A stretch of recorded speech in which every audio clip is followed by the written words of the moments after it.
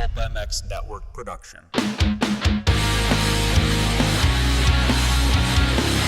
Bringing you a cheeky Brit and an American YouTube racing sensation weekly. It's the LVK More Than Moto podcast with your hosts, Phillips and Kellen Brauer. Welcome back, everybody, to the Leatt LVK More Than Moto podcast. I'm Kellen Brauer, joined by Phillips. We have 3 rounds of this championship left to go, and we might have an insane run to the title fight coming up between Chase Sexton and Cooper Webb. Sexton gets the win in East Rutherford this past weekend and closes the gap down to 9 points. So we're going to get into that and many other topics on the show today. But first off, I was not in East Rutherford this weekend, so I did not get a chance to hang out with my dear friend, Big Lou. How are you this Monday morning, my buddy? I'm okay, Kellen. Just wrapped up MXGP, so that was exciting. And it actually was. Maybe for the first time this year, I was enthralled by the second 450 moto. A little emotional at points. Had all the feels. So yeah, I'm feeling it right now. Did you make it a point to get your Vital post-race show done before MXGP started so you could watch this all the way through? I always do it Sundays. Oh, I thought you guys do it Monday morning. No, I always do it. Only Monday scheduling, but I had a special co-host this week, and he was very flexible with his schedule, so we did it. Oh, yeah, that's right. You did it with Max, huh? Yeah, well, don't spoil it. No, yeah, I did it with Max, and honestly, I think this will be funny to people. You get, it's always a little bit odd, sensitive, getting a current rider on to analyze current racing, because it's uncomfortable for them, and I can see that, and also they can't step out of line. But honestly, if I hadn't just pulled the ripcord and ended the show, I think it would have been a 5-hour podcast. Well, I mean, Max can talk. We know that. Honestly, I think. Go ahead. Well, my recap of it would be: yes, as you would expect, there's a lot of nonsense where Max is just talking, but also there's really good stuff in there about jumping the whoops and stuff that I'd never heard. He said the Star have Pittsburgh at their facility, so he was he was just talking, going, yeah, round the left-hander, and then you can either skim the whoops or you can step onto this table, but we were going over it, and I think Coop was actually so we're very up to date on Pittsburgh. A lot of interesting stuff about air forks versus spring forks. So yeah, he was better than I thought in some ways, but very Max in other ways. Was he reluctant to agree to even do it in the first place? No, he was all in. I didn't even have to. Yeah. I said to him, I started the message by saying, you can say no, because I know it's weird. And he was like, yeah, I'll do it. Yeah, I'll do it. How did ML take being shuffled out by a current professional athlete? Well, ML wasn't available Sunday. He was only available Monday. So that kind of opened the door for a co-host. All right, good stuff. Yeah, but yeah, I've had a few messages about the chemistry. A lot of jokes. A lot of jokes on my expense and his Shocking that 2 people that have known each other for about, the better half of a decade now and have really been close relationship-wise have good chemistry. I know. It takes everyone aback. No, but definitely go check it out. Vital post-race show over there on vitalmx.com. Yeah, so East Rutherford, how was it? How was it in the stadium? How was the vibes and everything from the weekend? Well, of course, I don't need to explain the fact that day race is similar to Philly. It felt a little bit subdued. We had press day for the first time in a few weeks, and honestly, I may prefer non-press day weekends now. I don't think the media bank accounts would prefer that, though. No. I mean, I may prefer rained out press days where we still get interviews just in not the traditional way. Yep. And yeah, 250s was terribly boring. The main event, there wasn't really much that happened there at all. 450 main event, there wasn't much that happened, but when someone rides like Chase did in that main event, it's just a joy to watch. So that was exciting, and obviously there are so many layers to that championship-wise. So that, although the actual race as a product wasn't exciting, the narratives that came from that 450 main did more than enough to whet my appetite. Yeah, it's interesting that you say that because watching it on TV, they just didn't show Chase hardly at all. So we'll get into that as one of my topics. But on the topic of boring, I'm sure watching Chase ride was magical and majestic. Nobody really saw it. So, yeah. Did you see Webb? Congratulations. Huh? Did you see Webb? I mean, we saw Chase for a couple laps. His blitz Oh. in the whoops is great. We saw Webb for a couple laps. He was jumping the whoops, not as good. And then a lot of AP versus Barsha. They're getting closer. Then we went to Ferrandis having a good ride in 5th place. And then Chase is winning. So, like, it wasn't, we didn't really, watch him very much. Anyway, I digress on that point. Before we get into our topics today and thank all the sponsors, we just want to send a huge, get well soon. We're thinking about you, buddy, to Jerry Robin. Jerry went down in Q2? Q1. I would say Q1, but I'm not certain. Q1, I believe. And as of right now, unfortunately, is paralyzed from basically the waist down. He says belly button. Just cased the triple in, nosed into the next one, and kind of launched him awkwardly forward and landed on his head. Had to get a spine fuse surgery done that afternoon and trying to alleviate some pressure. You and I talked about this beforehand, some of the things that he wrote in his Instagram posts sound promising, hopefully, but at the same time, we've seen so many of these that don't end up good. And I just it was a gut punch, honestly. I didn't really feel into the race after that, knowing the sort of condition he was in. And then Sunday, I just didn't feel good at all. It sucks watching this happen in our sport. It's the worst part of the sport, in my opinion. So, yeah, terrible. Yeah, of course. I echo everything you said. And also, maybe stings a little harder because it is rare. These injuries do happen in this sport. It's the thing we don't like to talk about, but it is there. But it is rare for it to happen at a race, which obviously makes it so much more prevalent and whatnot. I take a lot from the positivity in his Instagram, and I am that sort of person where in these situations I kind of cling to the they sound positive. It could maybe something will happen until it kind of is categoric. So I'm still remaining hopeful that the next days, the next hours maybe show some sort of improvement. But as is he, obviously, I guess it is just a waiting game for now to see what the future will hold. But either way, it's not good, and there's a long road ahead. Yeah, you're right. I mean, it just doesn't happen on race weekends. This is the first one that I can remember, unless I'm missing one, since Moreau, right, in 2019. So, Moreau was a different kind of deal, obviously. It's press day, and so.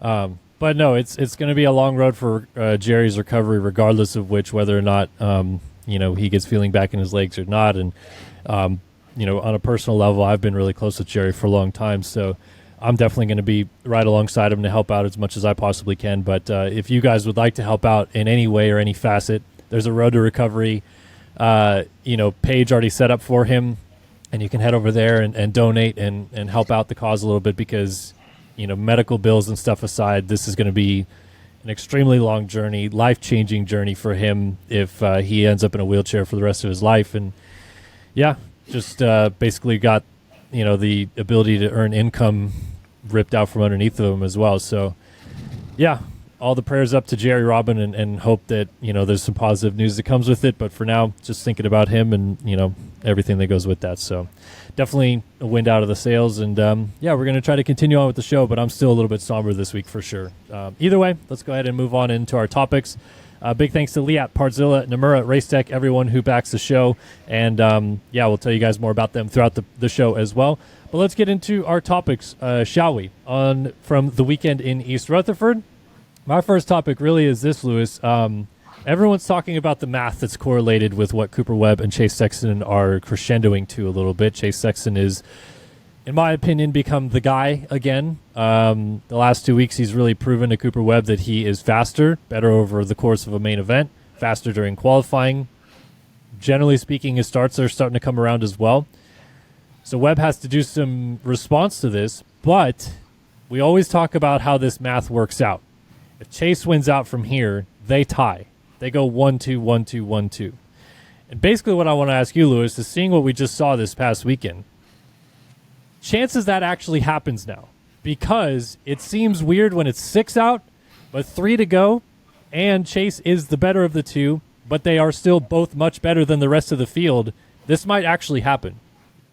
Yeah, I think it is an extremely real possibility. And also, so much emphasis has been put on, can AP or J-Coop get in there?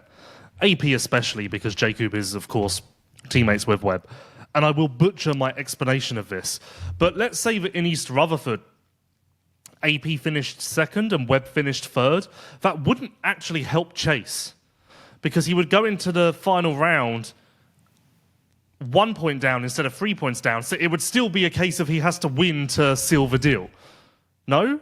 I mean, it would help if they finished 4th and 5th, 11th and 12th, if there's some shenanigans, which there could be. But actually, Chase needs AP to get in there 2 races to kind of overcome the math of the assistance required. So there's that, which puts even more emphasis on the fact that Chase does need to win out. And as I've said for a while now, I do subscribe to the theory in racing that the fastest rider can find a way. So Chase is the fastest rider. We don't need to debate that. I think that's quite clear to everyone, especially after the last 2 weeks. So yeah, he's just got to keep doing this. It's that simple. Like it's funny because we are almost in a stalemate. Because yes, Chase is gaining points, but relative to the number of rounds left, he's essentially it's a stalemate. So it is just edge of your seat stuff, isn't it? Because right now it isn't that exciting, but we're potentially building towards the thing that all of us want in any series, in any class, which is a winner-takes-all finale. And essentially, we may end up with that in 2 classes this time around. Yeah. In your opinion, do you think it is more likely that Chase has one of these 3 rounds not go his way and Webb beats him? Or Webb actually has a off week to a degree and gets a 4th and gives Chase that upper hand going into the final round? Which to you seems more probable at this point? When the first point, when you say Webb beating Chase, do you mean straight up or Chase tipping over?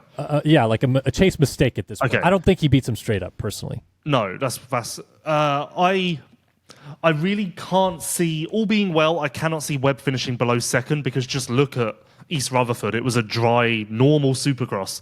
And yes, Webb's best lap time was 0.8 slower than Chase, but his best lap time was a second quicker than the next fastest rider. So that really tells you a lot about the state and the landscape of the class.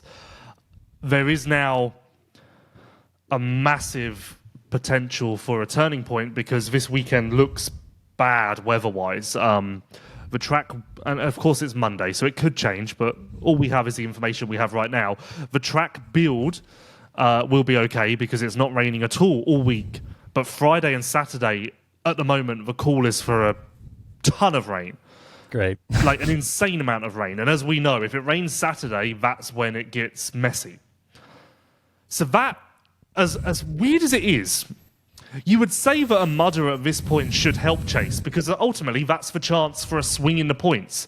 I think it hurts Chase, because I think Chase at the moment has all of the momentum and the confidence, and a wet race essentially wipes that slate clean. I think for Chase, it's actually better for him to go to a normal supercross where he can sit on the start line next to Webb and think, well, hey, Coop, you're in for a similar ride to the last 2 weeks. Here we go. Yeah. So actually, yeah, I think although a mudder, and of course it can go, if it is a complete mudder and Chase finishes 3rd and Webb finishes 7th, then what I've just said is moot, and it did help Chase massively. But just on the surface of analysis going in, I do think if I'm Chase, I would rather have a normal supercross than a wet one. For Coop, the same, of course. But normally the guy behind would like a curveball, the rain. No, I'm 100% with you on that. I mean, obviously Foxborough gives us a little bit of recency bias because Chase did win the muddiest race of 2024 in San Francisco. So he could win in a mud race. It's not like he can't. But there's too many variables at play that could really affect Chase just having a good performance in general. Even just not getting a good start that 1 week could totally ruin it for him. So I agree with you there. The question I was going to ask you from that kind of synopsis, though, is, and look, I know Cooper Webb had a very good Salt Lake 7 in 2020 when he went toe-to-toe with Tomac and almost got back in the championship fight. I get that. I get that he's not bad at Salt Lake. But to me, I felt like if he was going to respond and make it so Chase doesn't win out, he needed to do it in Pittsburgh. I think Chase has the upper hand for sure in Denver and again in Salt Lake City. Do you also feel that way? Do you feel like if Chase wins in Pittsburgh, Cooper Webb, this is problems. Categorically, everyone I've spoken to shares the same opinion that Chase is the better rider in Denver and Salt Lake. The Whoops should have more hold up. We've seen Chase has not lost in Salt Lake City since 22. Denver last year, he crashed in the first turn, but his difficult season seemed to be turning around somewhat in Denver before a first turn crash. Categorically, I do think that Pittsburgh would be a pivotal event and one with a lot of emphasis for Webb if it's dry. Also, if it's wet, of course. Because if it's wet again and Coop ends up, let's say his advantage is wiped away and they enter the final 2 rounds tied, again, I think you lean Chase. All right, so last question I'll ask for you before our 7 minutes are up here. Who you got?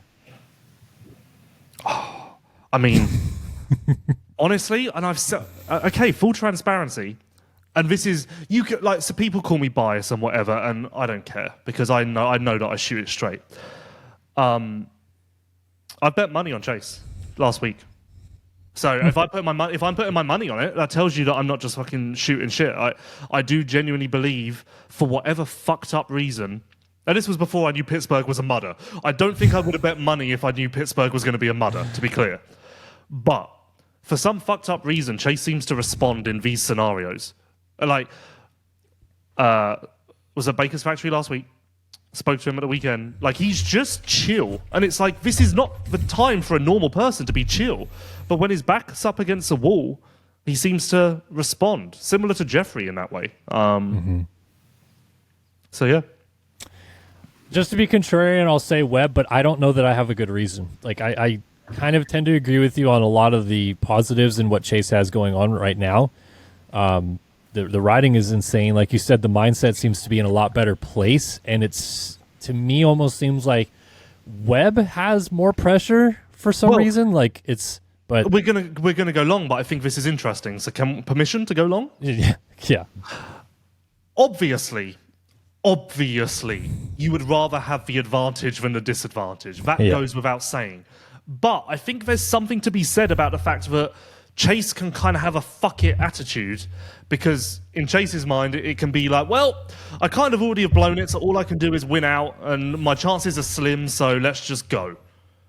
Whereas Webb is so tantalizingly close that he's almost got one hand on the trophy, and he knows that one more win could kind of seal the deal. And the pressure of being that close and being like, I can end this, and not being able to end it, I do think there's something there. Like, of course, once again, you would always choose the 9-point advantage over the 9-point deficit. That goes without saying.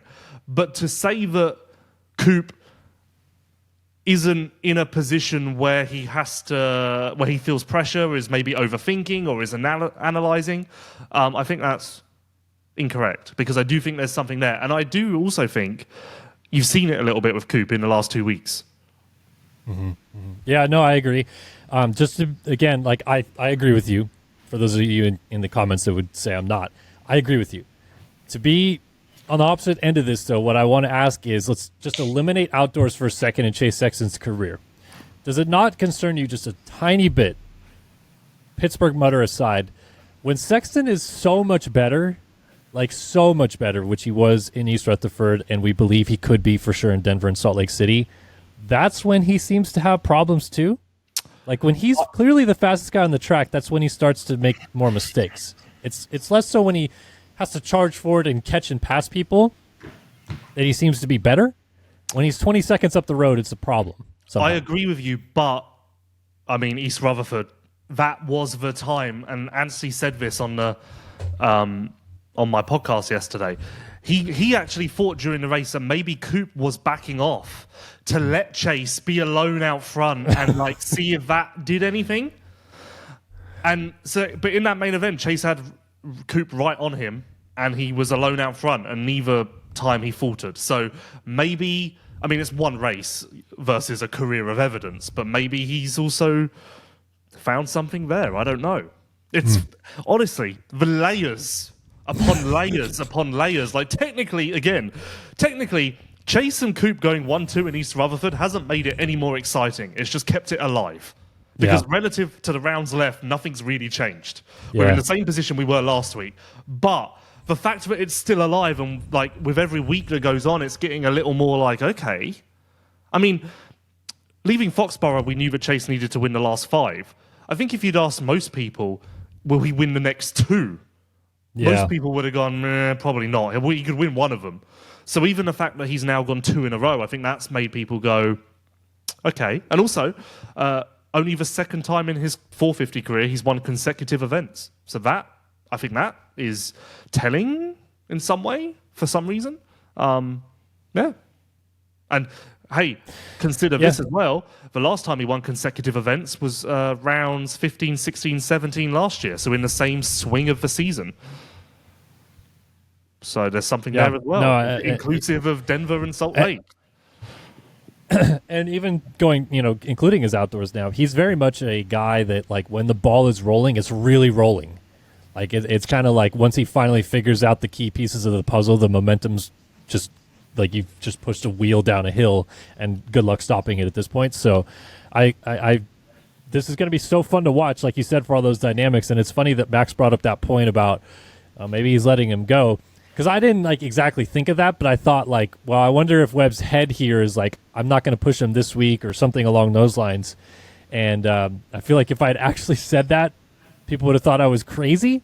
But the fact that Max said it also, lends to lead credence to some of these people are even thinking about that. So, man, you said this last week. It kind of stuck with me this week. I feel like Jet versus Tomac would not give us the same mental hoops.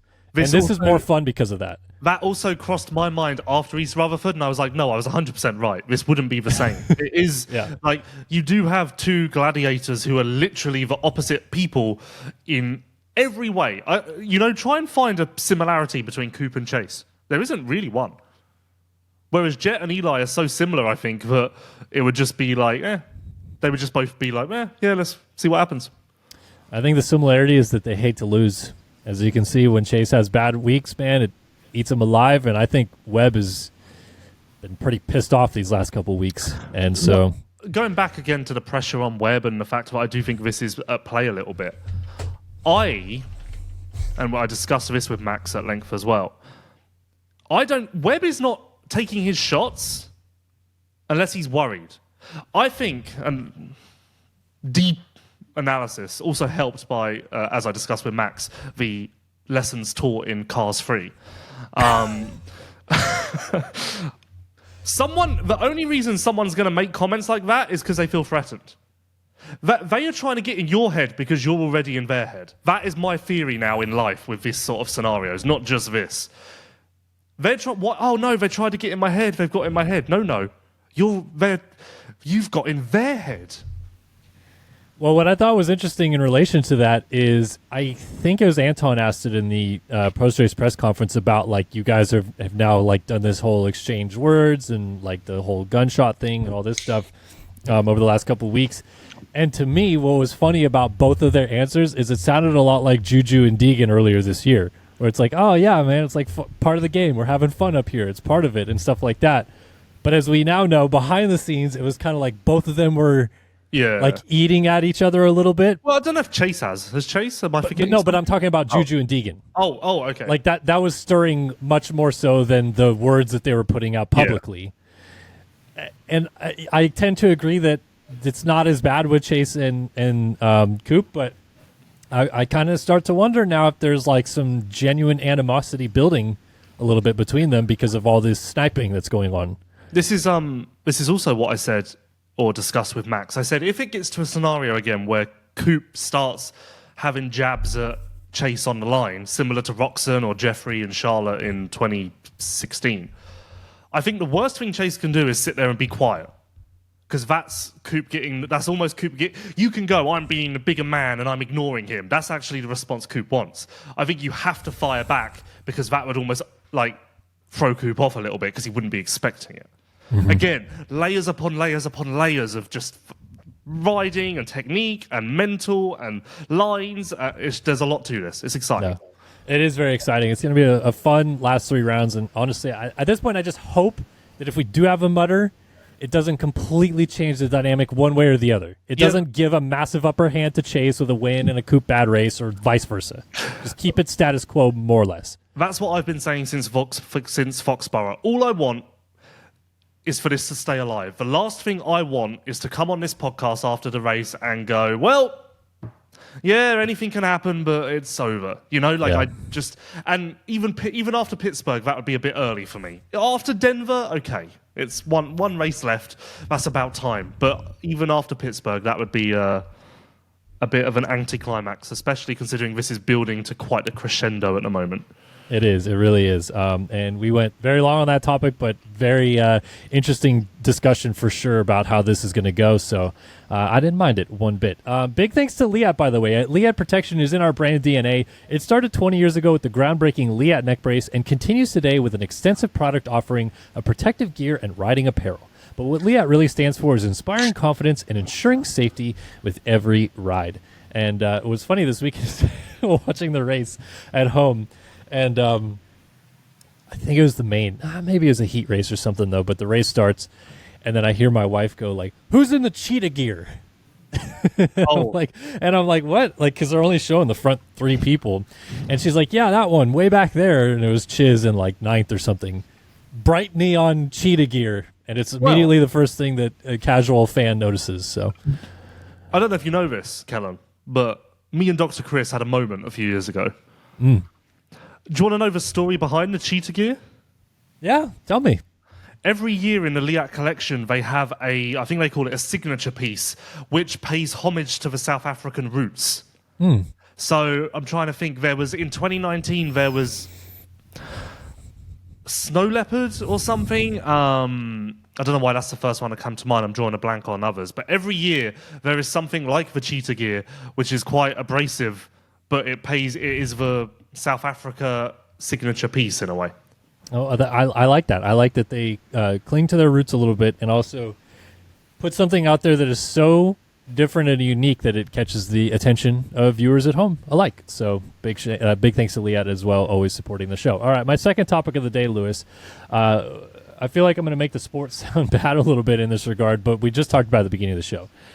The race was kind of a dud. The 250 race, almost nothing happened. Where they started is where they finished. The gaps just extended, and it kind of was true in the 450 class, except Barsha crashing late, making it a sort of interesting podium battle between AP and J Coupe. But otherwise, the gaps are just what they were, and everyone pulled away. And why this is a discussion today is because we were live on NBC this week for the second week in a row. And to me, that is not the best look for our sport if you're trying to appeal to new viewers or just catch people viewing through a main channel like that for the first time, because first of all, the racetrack was so chewed up that especially the 250 main, the whoops kind of looked like, I don't want to use the term clown show, but everyone was struggling to get through them. And then Chase made it look amazing in the main event, but most other people were just jumping. So the race looked like kind of a slower race in general.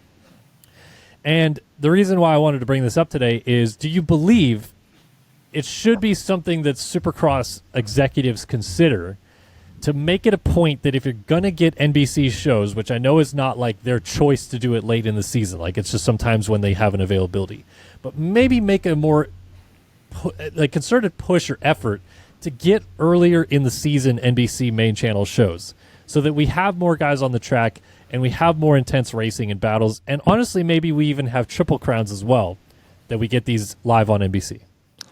Well, from memory, I don't think we have ever had an early NBC race, have we? It's always been the second half of the season. So there must be a reason for that, such as NBC's other programming, other sports, other whatever. Usually it has to do with NFL football at that point in time. So when does NFL start? Well, the Super Bowl is early February, but the playoffs are going on like through January. So that's why we can't get, the earliest we can get is March. But I mean, mid-February, you can't put like the Arlington Triple Crown, for example, round 7, February 22nd on NBC Live. Well, like you said, I don't think it's their choice at all. I'm sure, and truth be told, as much as that sounds great, with the exception of Anderson, we had the same field in Arlington as we do now. Yeah, but the race was way more compelling. But you can't bet on that at any moment. Like, we have complete duds and we have complete thrillers, and there's no rhyme or reason to it at all. How many years has Anaheim 1 actually been a terrible race in the 450 class? 80% of the time? If there was a rhyme or reason to it, Anaheim 1 would be, you would say you have to put Anaheim 1 on NBC. That's amazing, but actually, it's oftentimes not. Okay, I get that point of it, but I feel like the chanceability, if you will, of a dud being later in the season versus earlier is drastically higher. Even if there's a championship fight, which there happens to be, and we've had championship fights in the past that make, a compelling story. Generally speaking, because so many people have already started outdoor testing, their Supercross skill set in a manner in which they can actually make a good race at the front of the field is starting to lack. And we're starting to already see that again because guys that are not in the championship fight are not in the same zone they were earlier in the season. So yes, only Anderson was the guy I saw on the track in Arlington, but more guys felt like and looked like they had chances to actually win the race or battle up front because they were still in their normal Supercross program. So I think that plays into it a little bit. But yeah, generally speaking, we have better races earlier in the season, just overall. Like, the percentages are higher. So I'm just saying, like, I kind of wish from a sports standpoint that push would be made to have at least one of the earlier races in the season. Like, I don't even know if maybe you have to pay for it to be on NBC, but something like that so that when you appeal to new fans like that, we don't have more dud races like that than good ones. It's all fair points, but I just come back to A, there is no way to anticipate a good race, and B, I don't think it's in their control at all.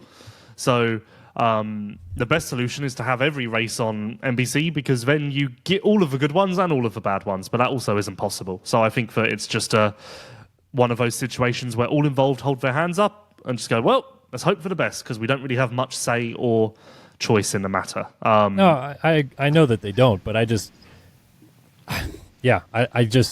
to me, like, I was watching that race and I was kind of thinking to myself, like, I'm clued into the sport and this is such an interesting championship dynamic. And even I was, and granted the Jerry thing took it out of me a little bit, but even I was kind of like, man, this is a boring race, like, straight up. And from a standpoint of getting a new fan to watch the race, and this is the race that they end up watching, I don't know that you retain a fan. Like, this almost maybe hurts a little bit because they tune in and they go, man, is this what every week looks like? You know what I mean? Well, that's where the focus of the NBC shows is on, as well as the racing, is on education. Or a new word that I learnt at the weekend, edutainment. Edutainment. Yes. Go ahead. Learnt that from a mainstream media person. Rubbing shoulders, New York, rubbing shoulders with the real press, Kellen, and they taught me the term edutainment. I'm sure you were up there with Bob Costas and the like. Know who that is. Wow. Okay, I'm going to pivot this. Name me like a notable American sports commentator. Lee Diffie. Okay. What you wanted to? You wanted an answer? I gave you one. Yeah, no, that's fair. I'm just curious to see if, like, coming from the UK side, if, like, that ever crosses over, because we have ones that we are accustomed to as mainstays here in the US. But Lee Diffie. For you, it might be a lot different. Lee Diffie, apparently. Yep. I was right. You can't take that away from me. No, I know, but I'm surprised. Like, the fact that you don't know Bob Costas to me is actually... I've heard the name because I think Mathis has mentioned it on his review pods a few times in joking terms, like about Weege is going to take off and be the next Bob Costas. I feel like I've heard it in that context, but I have no idea who that is or what that means. I just have picked up from the context for that someone important. Okay. The last thing I'll ask you about NBC is, if they can, do you not think that maybe it's a good idea to try to make Triple Crowns be if they can, somehow, some way? There's 3 weekends available to be on NBC, and if one of them's a Triple Crown, take that every day of the week? I would bet somewhere someone is like, yeah, we can't do that because it would be too complicated to try and explain, which is fair. That is fair, too. That's a good point. I just meant from a racing standpoint, like, to get people pulled in. Have we races seen, like, barn burner Triple Crowns? I'd say no. Okay, let me flip this again, because no, we have not seen barn burner Triple Crown like results, but the individual Triple Crown races do tend to be somewhat good. Like, there's actually battles going on. It just is, there's a larger picture that you and I and the sport general that are the core fans are following with like who's going to win the overall result. And so we're not like, oh man, this Hammaker RJ battle for the win is awesome. Meanwhile, they're 4 points apart after the first race, so no one cares. Like that's what we think about. Yeah, that's fair. That's fair. So I'll give you that. Okay. Anyway, NBC topic on the show here today. Hey, thanks to Partzilla for backing the show. Partzilla.com is the premier OEM parts dealer and distributor. They sell OEM parts for Honda, Kawasaki, Polaris, Can-Am, Suzuki, Arctic Cat, Sea-Doo, Ski-Doo, and Yamaha motorcycles, ATVs, PWCs, and snowmobiles. Visit Partzilla.com to see their extensive line of parts and accessories. And the PRMX Blaster Power Partzilla race team this weekend. Mitchell Harrison, 14th. Improvements. Nice to see. Still need to do this Mitchell Harrison discussion at some point. Nice to see Harrison improving. Cade did not make it, unfortunately, but Jack Chambers, improvements, 13th. And then Mark Finnis made it in 20th. So everyone but Cade over there at the program made it into the main this weekend. Do you have any on-site Partzilla PRMX updates? I was actually impressed that Cade was so close to making it in only his second race back. You know, I thought that, to be honest, I just thought that Cade wouldn't make it for a few weeks. So I was surprised that he was as close as he was to making it. All right, good to know. But no, did you see Harrison once in the main event? No. Okay, great, fantastic. We'll track the progress going into Pittsburgh. Which, hey, last time we had a gnarly mud race, PRMX was the star of the show, more or less. So we'll see if Mark Finnis can put it P1 again in Pittsburgh this coming weekend. All right, second half of the show, Big Lou. What have you got for me? Oh, wow, that was unexpected. What? Did you not only do 2 topics? I thought we discussed this beforehand. Yeah, and I said one of my 4 was Cooper and Chase, and you said, okay, I'll come up with a third one. Yeah, Hey, fine. I can do a third if we want. I've got. I'll figure this out. I do have a non-moto. Do you want to do that at the end or now? However you feel like doing it, buddy. Okay, we'll do it at the end. So a revelation at the weekend in East Rutherford. It turns out, or it very much seems, that Christian Craig is in fact on a Supercross-only deal, which has shocked everyone to the core. But I've tried to confirm this with a few people, and it does seem as though it is true. Again, somehow no one knew this. From me, to you, to Mathis, to JT, to Weege, no one knew this. So, presuming that's true, that changes the Christian Craig outlook completely. Because I think when we've analysed him in the past, we've said, like, building for outdoors, he's great outdoors, that could be an important step in his recovery, his rebuild. But if we are staring this blank in the face and he has 3 races left before he's kind of on the sidelines, I don't know how that changes my perception of Christian Craig. I think it does quite drastically. Suddenly there's a lot more emphasis on these results. Of course, he does have a 2-year deal, so that's okay. But still. Yeah, I'm trying to read through this. Yeah, I saw you trying to read, Kellen. I tried to drag that out like a... No, I'm trying to read through this PR and see if there's anything in here about outdoors, and okay, here's a problem I have with PRs, right? Is they never say the full story, so then we as media have to assume what they're referencing in here. So when they say 2-year deal to race the Super Motocross World Championship season in 2025, I'm sure we all thought, yeah, Supercross only. Well, yeah, because there's no need, for a team like Star, there is no need to say Supercross Outdoors and SMX, but there is a need to say Supercross only because that is different from what everyone would presume. Exactly. So thanks a lot for not putting that in the PR. But I mean, maybe it's not true, but I mean, the people I asked said, I mean, I spoke to someone who has spoken to Craig about this and said to him, like, before he came back, is there a way you can rework your deal so it's outdoor only instead of Supercross only, and you just don't come back until outdoors? So based on all of this information, I'm presuming it's true. Okay, so let me... Why, though? Like, why to Star is this... Nah, no way we could take him to 11 rounds. We can't put a 4th bike on there. We can't take another mechanic with us. Like, they already plan to do it in Supercross. So, like, I don't understand. There is a part... Just to be clear, there is still a part of me that thinks that this may be false, but I mean, I confirmed it as much as I possibly could without talking to Christian, who I couldn't find. I don't know. I mean, at the moment, so originally he was designed to be under the 250 truck. That was the whole. Technically, Christian Craig is on the 250 team. He's under the 450 truck at the moment because Eli isn't there.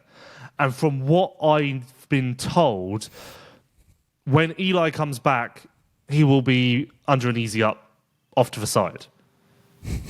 Wow.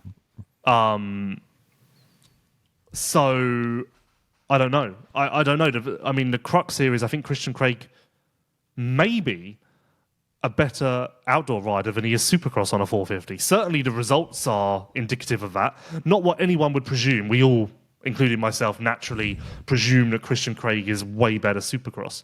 But he has proven to be quite competitive outdoors over the years. A lot more reps as well. 450 outdoors, of course, which does help. But yeah, back to my original question, Kellen. This must make you look at his Supercross results quite differently, right?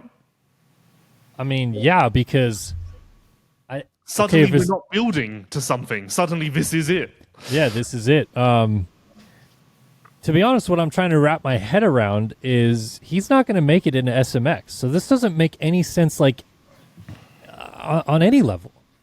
Well, someone else said to me that from what they've heard and from a conversation they had with him, he is hopeful that the team finds a way he just ends up doing outdoors. So did they assume that someone would be hurt? And maybe. So, okay, like, you're fine?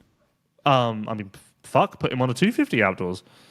But that would be a bad idea. Don't do there's that. 6 bikes already over there. Yeah, no, I was joking. Don't do that. Although the rules do allow it. From what someone else told me, that he is like hopeful that the team can figure out something for outdoors. So maybe he is on a Supercross only deal, but he ends up outdoors. I don't know. This is weird. This is something we definitely. I mean, I don't know if he's going to be on press day. There's not going to be a press day this There's weekend. Not going to be a press day. The track will. Maybe we both just like gather around the star rig until someone comes out and we get an answer, because like this is something they have to get in front of. Like, if this is even a rumor in the first place, someone has to give an answer. I swear when I interviewed him in Seattle, I said something along the lines of like, well, this is all building for outdoors. And I swear he said, yeah. So I don't know. I mean, from what I gather, he is hopeful that he goes outdoors. And he needs to. Well, if I'm Cullen Park, I'm calling Bobby right now and saying, well, if Christian's not going to ride the bike outdoors, can I ride the bike outdoors, please? Like, also, can we once again, I've made this comparison in the past, but it dawned on me because when I was interviewing Colt Nichols, he made reference to the fact that he was battling with Christian, and as far as he could tell, they were both just desperate for the race to be over. The career parallels with Colt and Christian in the last 5 years are insane. Yeah. Both Star Yamaha 250 champions, 1 year apart. Yeah. Colt was 21, and Christian was 22. And both riders, just 450 careers, just haven't gone anywhere near the way that anyone would have expected. And now they're both kind of floating in obscurity a little bit, of trying to find their place, trying to reclaim their past glory a little bit, but no one's entirely certain of what the future holds. Like, if I said to you right now, tell me what Christian Craig and Colt Nichols will be doing in 2027, you can't really give a confident answer. I say 27 because Christian does have a star deal for 2026, as does Colt, I believe, with Suzuki. No, I mean, don't we kind of think that this is going to be the end of the road for Christian at some point anyway? Well, if it is a Supercross only deal, that certainly is indicative of someone who's backing it down. Yeah, but I don't think that seems to be his choice. I think he wishes he could keep racing. I'm very confused, Kellen. I'm very confused. But I mean, even to the point of the career parallels, can you imagine going back to let's go back to like Midwest 2022 when Christian was, so good on that bike. And you go, oh yeah, Colt Nichols and Justin Cooper just won titles on this bike last year. Justin Cooper is currently skipping Supercross to race a 250 outdoors. And Colt Nichols is, what team did he go to after that? Was that when he was on Honda? Well, yeah, he was on KTM for a couple of weeks. But was that pre-Honda season? I don't remember Honda that, to was be honest. 23. So where was he in 22? No, 22 he was on Star because that was the year that he was going to defend, but crashed. And they got at A1. hurt. So Yes. Honda and Yamaha were back-to-back years, but in there was a Yeah. botched Okay, now I remember. ATM Yep. contract. But just like go back to that point in time where Christian Craig is insane in that 250 West Championship, and Justin Cooper's skipping Supercross, and Colt Nichols is hurt, and then say, "Hey, 3 years down the road, Christian and Colt are going to be outside the top 10 every week, and Justin Cooper is going to be battling for podiums on a 450." Well, no, that would have been believable because everyone knew J. Coop was on the trajectory. I don't think so, because when he even won his 250 title indoors, it was kind of, I'm probably having a revisionist history here. Didn't he kind of like get a little lucky? I can't remember. Either way, I think you're wrong. I think this is J. Coop's slander. I think you're discrediting J. Coop's rise. Sure, probably. I do believe. Any more you'd like to say about Christian, though? We got to go ask him this weekend, no? Yeah, who knows? But this certainly changes everything. Also, I didn't realize that actually, and let me just stall here as I pull this up to make sure that I've got my facts correct. So, what I didn't realize is actually, as a matter of fact, Repeat it again for me. What did you not realize? Christian Craig hasn't had a top 10 in 450 Supercross in 2 years and 3 weeks. Yeah, didn't you tweet that? No, I text that. Oh, But that surprised me. You know, like I just thought that he's been 8, 9, 10, 11, 12. Last year before he withdrew, and yeah, I don't know. Surprised me. that was before the elbow thing, right? Yes. I don't know that I'm that surprised by that, because he didn't look very good last year. No, but I would have said a lot. I would have said he squeezed in a 10th. Yeah, maybe. Anyway. Yep. All right. Thanks to Racetech for backing the show. For 40 years, Racetech has been supplying the motorcycle industry with high-quality suspension components made right here in the USA. From modern to vintage, Racetech is your go-to source for suspension performance. And some cool things coming up with Racetech soon that we'll tell you guys about around the corner. But thanks again for backing the show, Racetech. All right, Lewis, next topic. We're recording this on Monday, and an hour and a half ago, MXGP wrapped up. And what a spanner in the works that proved to be. Lucas Kuhnen went 1-1, winning in the 450 class for the first time. Also, the first Grand Prix win for Fly since Sean Simpson in 2017, which is quite something. So a lot of history there. JT's coming at me in group text today, by the way. Oh, I can imagine. So a lot of history made there. Ducati's first motocross podium, or international motocross podium, I guess you'd say, because they did podium Italian championship. So that massive history made there.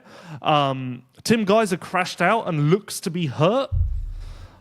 Obviously, it's too early for us to know, but he was sat on the edge of the track in a sling for the entire moto, and appeared to be getting looked at in other ways as well. But so potentially, I would argue he is more than questionable for the next GP, which is in 2 weeks' time. So, yeah, the series has been turned on its head. So who's your favorite now? Like taking Tim out of the equation completely?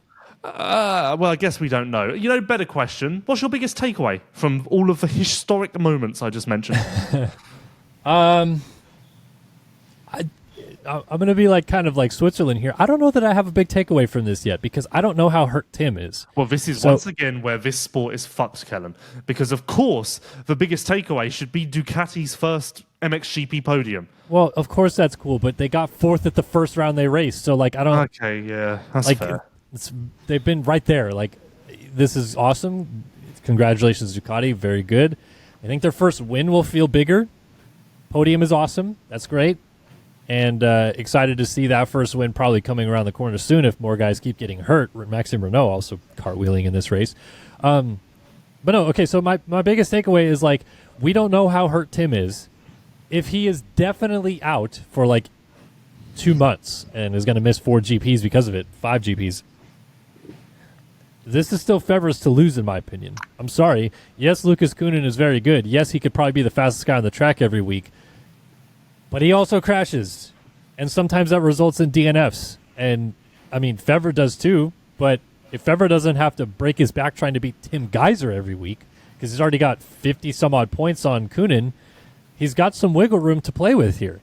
So until I know how hurt Tim is, I don't know that I can say anything other than Romain Febvre is in a great position. Yeah, I think I would be very surprised if Tim is at the next GP, and maybe we'll get an update while we're recording because it is about that time.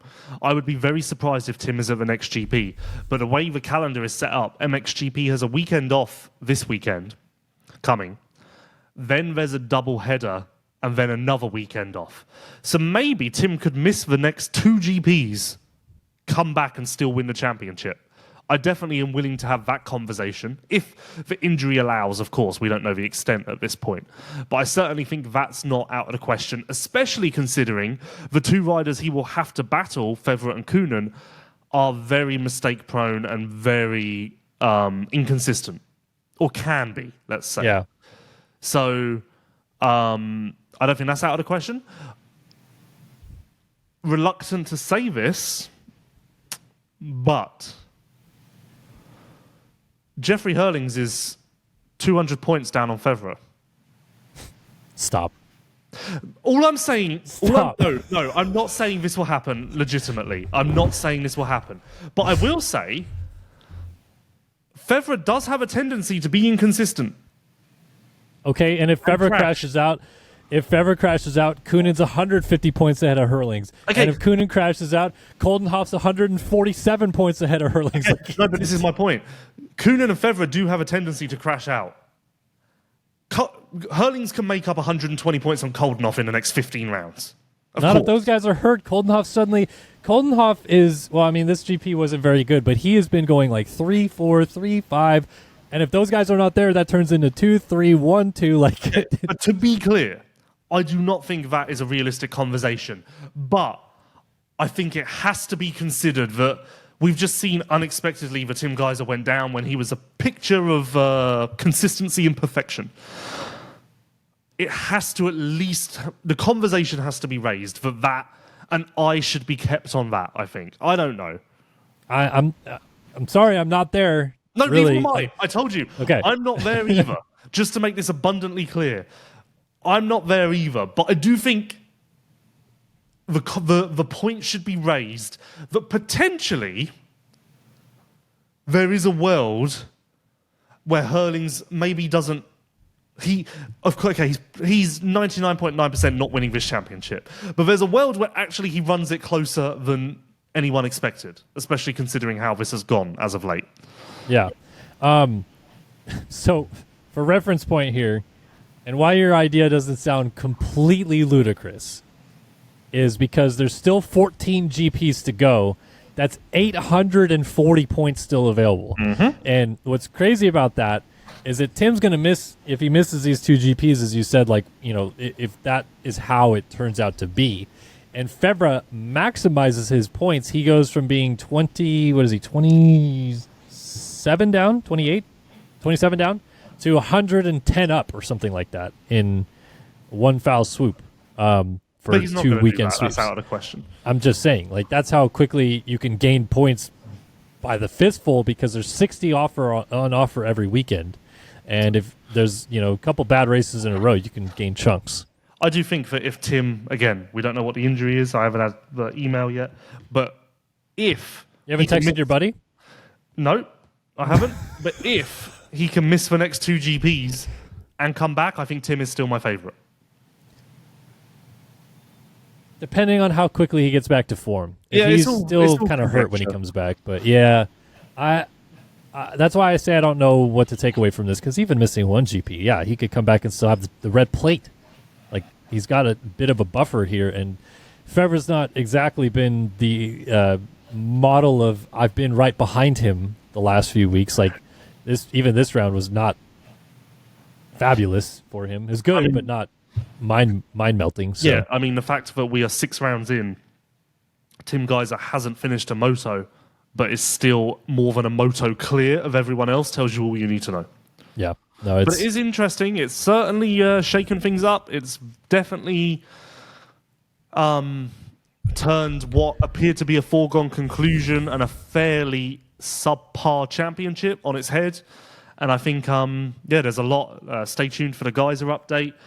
Stay tuned to see if Ducati can win a race here soon. Stay tuned to see if Lucas Kühnen can really go on a run, which also I think could happen. I don't think it's a Febvre lock if Geyser's out. Not a Febvre lock, no. I probably would. There's a chance I would maybe bet on Kühnen. Ooh. Yeah, I do think there's a chance here that Kühnen can go on a run. But put it this way: if the question is who is more likely to reel off 4 GP wins in a row, Kühnen or Febvre, I say Kühnen. Yeah. So, but who is more likely to have his bike cartwheel 400 stories down a cliff and not finish a moto? Kühnen. Yes. So he could gain all those points and lose it in one race. So That's true. Can I end on my non-moto? Yes, let me tell you about Namura first, though. The leading provider of engine components for motocross, ATV, UTV, and personal watercraft for over 2 decades, Namura has been the preferred choice for premium and dependable engine components for more than 20 years. Whether you're restoring your vintage bike, rebuilding your four-wheeler, or upgrading your new 450 race motor, Namura has you covered. Our extensive line of cast and forged pistons, connecting rods, gasket kits, engine valves, and soon cylinder kits that enhance your engine's performance. Keep an eye out for our new and innovative products in 2025 and beyond. Stay up to date by following us on Instagram at Namura_technologies. All right. I probably should have briefed you on this, so you're going to have to think on your feet. Travel hacks. We both do it a lot. Do you have any theories or actions that you stand by that you believe make a world of difference? I have mine, so do you want me to tell mine, and then you can? Yeah, think? lead off. Give me a second to think. So, this is my. I'm not a guy who stands up as soon as the plane lands, blocks the aisle. That's irrelevant. You're not getting anywhere with that. However, I am a guy who, as soon as I get off the jet bridge, I hustle through that airport like a man on a mission, because I look at it as every single person in front of me is potentially another person I could be stuck behind at a rental car counter. So I'm in a race against all these people. Also, this hack has a part 2, because when I get to the rental car bus, which in most cases the rental cars are a shuttle away from the airport, if I'm there first, I do the gentlemanly thing and stand aside and say, no, you go ahead. No, you go ahead. No, you go ahead, which looks like I'm a model citizen and a great guy. It's not the case. I'm letting these people go ahead because then if I get on last, I'm first off, which again means I'm not stuck at the back of the line. And that is honestly, every single time I'm at a rental car bus, I will always do that. I stand aside. No, you go on. No, I insist. No, you go on. And then I am last on, always, right at the door. The second the door opens, again, I hotfoot it. I've already got the people on the bus beat, but there may be others, so I hotfoot it because everyone's a competitor, and I'm always first at the counter with no line. And the people who are at the back of the bus are there for an extra 45 minutes. That's where I get my dub from. No, that's very smart. On the topic of rental cars, I pretty much only rent with places where I don't have to go to a counter. So, I see a lot of people that, like Hertz, for example, is one I rent with more often than not. I'm a Hertz Gold member, and like I see people that have that still don't choose to check in beforehand and pick your car and be on the board and stuff like that, and they end up going to the counters. So like I'm just like, yeah, I'll just go straight to my car, easy. Well, for the common man, Kellen, my theory does hold water. No, it does. That's very, very smart play. Travel hacks for me, though, like I don't really know that I would call this a hack or whatever, but like I'm very strategic about not being like near or like right at my gate very often until like I know my boarding zone is going to be going. So I'm not one of those guys that's just standing around and can't wait to board, like can't wait to get on and stuff like that. And like I make it a point of like if I'm nearish my gate, I'm working until I'm like 2 groups away, and then I'll get up and go to the bathroom or something. It's not really a hack. It's not a hack, but it's just one of those things where like I don't like being that guy that's just standing in the hallway, if you will. And there's a ton of those people. Not really a hack. Let me think if there's any other ones that I can really come to. Okay, other hack. Okay. At security, you know they have like the stations, like on a belt, it's 1, 2, 3, 4 kind of thing.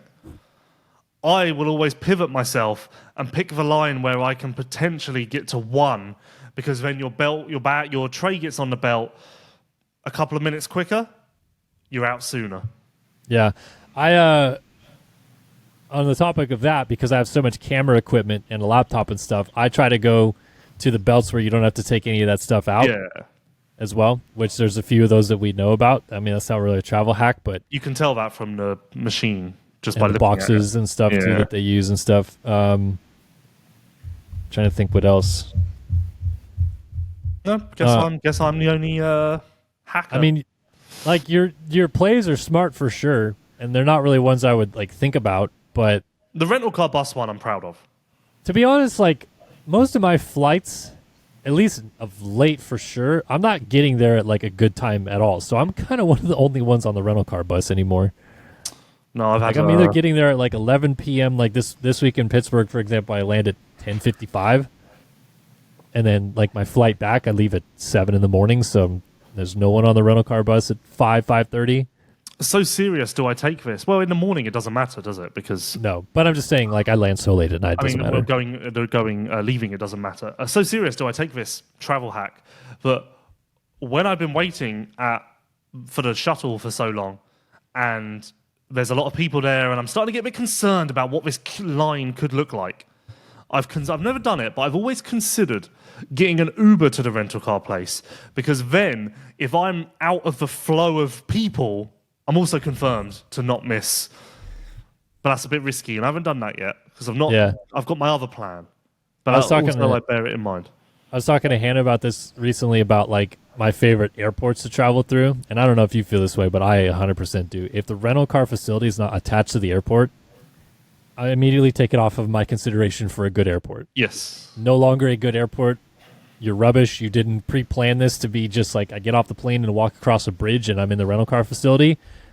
I hate it. Like Detroit is my least favorite for that, because almost all the time it's snowing or shitty weather when we're there, and then you have to get off of like, nice comfortable airplane onto like 20-degree weather on a crappy rental bus, and in the snow go find your rental. Like, no, plan this ahead, airports. Like, you got to be better. This past weekend I was stood waiting for my rental car shuttle for 30 minutes. I was losing my mind. See that you should Uber. Yeah, this is when I was crossing my mind. I was like, because I was thinking, trying to get in the heads of the companies, Kellen, because that's how you win. Back to tie this into the Webb and Chase thing, it's a mental game.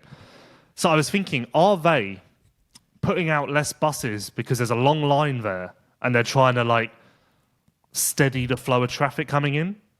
So then I was like, if that's why there's not been a bus yet, then I really should pivot and get the Uber there to try and overcome this. But luckily they weren't. It wasn't that. It was just that they were useless. And actually, when I got to the rental car counter, stormed in there, first person, as you'd expect with my strategy.